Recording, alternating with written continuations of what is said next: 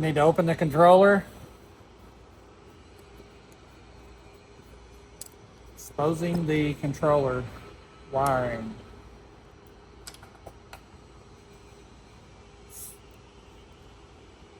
Your distance switch, make sure it's powered off. Your distance switch comes in right here where it says power, ground, and air.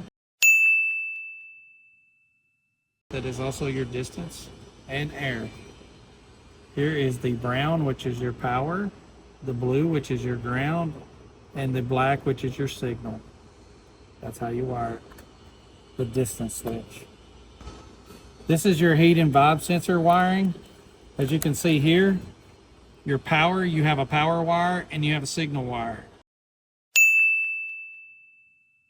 This is for the vibration. Of course, you skip a slide in your signal. And then this is your power and your signal for the heat.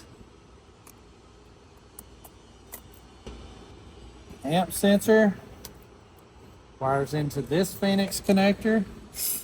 You make sure you got black on top, which is your ground, and you got white on bottom, which is your amp signal. Make sure you got that. If you don't, you will blow a fuse. Now we're going to go out to the field and show you where we mounted them. So this is our distance switch application right here. So you want to mount this to some stationary piece of equipment, either an angle, beam, whatever it may be. And you want to pick up the back side of the moving target, which is going to be your take up. And then you're going to run your 4-pin cable. This is right what we just showed you how to wire up. Pick it up with an M12, run it back to your controller without splicing it.